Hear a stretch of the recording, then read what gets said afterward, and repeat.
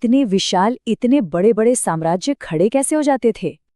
तो चलिए इसी सवाल का जवाब ढूंढने के लिए थोड़ा टाइम में पीछे चलते हैं और बात करते हैं मुगल साम्राज्य की। एक ऐसी कहानी जो आज से करीब करीब 500 साल पहले शुरू हुई थी।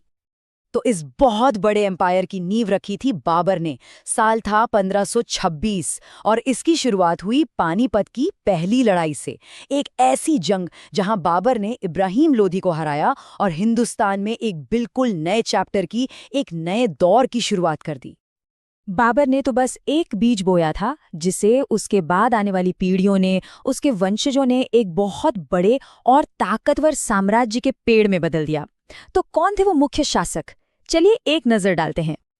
ये देखिए, बाबर से लेकर औरंगजेब तक हर शासक की अपनी कहानी है, अपना एक अलग दौर रहा। बाबर ने तो खैर शुरुआत की ही थी, उसके बाद हुमायूं का दौर बड़ा उतार चढ़ाव वाला रहा। सत्ता गई, फिर वापस आई, और फिर आए अकबर, जिन्होंने इस साम्राज्य को सच में इसकी बुलंदियों पर पहुंचाया। अकबर का नाम जब भी आता है तो उन्हें सबसे महान मुगल बादशाह कहा जाता है। क्यों? वजह सिर्फ लड़ाइयां जीतना नहीं थी, बल्कि उनकी सोच थी, उनकी धार्मिक सहनशीलता और जो एडमिनिस्ट्रेटिव रिफॉर्म्स यानी प्रशासनिक सुधार वो लाए, उसने इस साम्राज्य को एक गजब की मजबूती दी। और फिर जाहिर है हम शाहजहां को कैसे भूल सकते हैं। उनके दौर को तो आर्किटेक्चर का, वास्तुकला का गोल्डन एज कहा जाता है, और उनकी सबसे बड़ी पहचान ताजमहल, जो आज भी पूरी दुनिया में मुगल शान की मिसाल बनकर खड़ा है। लेकिन एक मिनट, ये एम्पायर सिर्फ खूबसूरत इमारतों और कला से नहीं बना था। नहीं, इसकी बुनियाद तो जंग के मैदानों में रखी गई थी, तलवारों की गूंज के बीच। इतिहास को मोड़ देने वाली कुछ सबसे अहम लड़ाइयों पर नजर डालें तो 1526 में पानीपत की पहली लड़ाई, जिसने नींव रखी।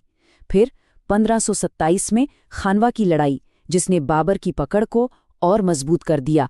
और फिर देखिए, ठीक 30 साल बाद 1556 में पानीपत की दूसरी लड़ाई हुई, जिसने अकबर के शासन पर एक पक्की मोहर लगा दी।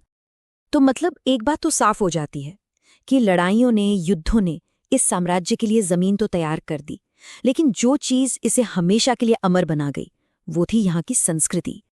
तो चलिए अब बात करते हैं मुगल दौर की उस दुनिया की, यानी कला, आर्किटेक्चर और उस दौर की सोच की, जिसने हिंदुस्तान पर एक ऐसी छाप छोड़ी जो आज भी नजर आती है।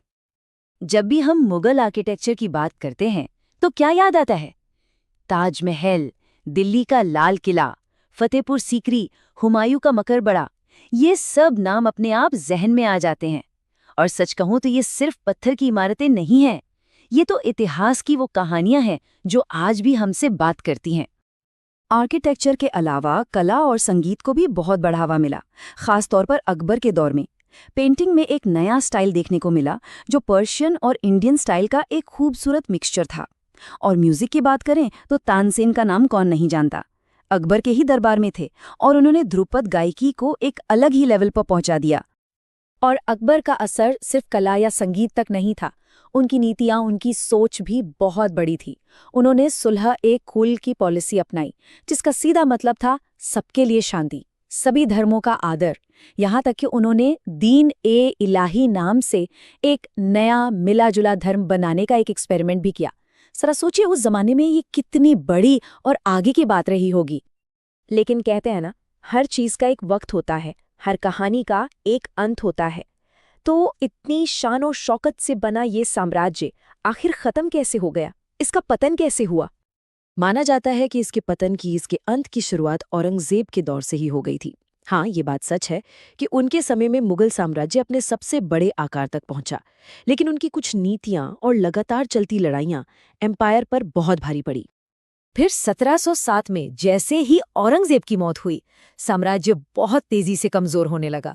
एक तरफ मराठे, सिख और फिर अंग्रेज, ये नई ताकतें सिर उठा रही थी, और दूसरी तरफ इतना बड़ा साम्राज्य अब संभाले नहीं संभल रहा था, और नतीजा ये धीरे धीरे बिखरता चला गया।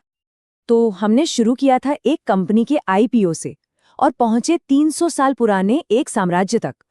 इस साम्राज्य के बनने, अपनी बुलंदी पर पहुंचने और फिर बिखर जाने की ये कहानी क्या आज की दुनिया की बड़ी बड़ी एम्बिशंस के बारे में हमें कुछ सिखाती है? एक सवाल है जिस पर सोचना तो बनता है।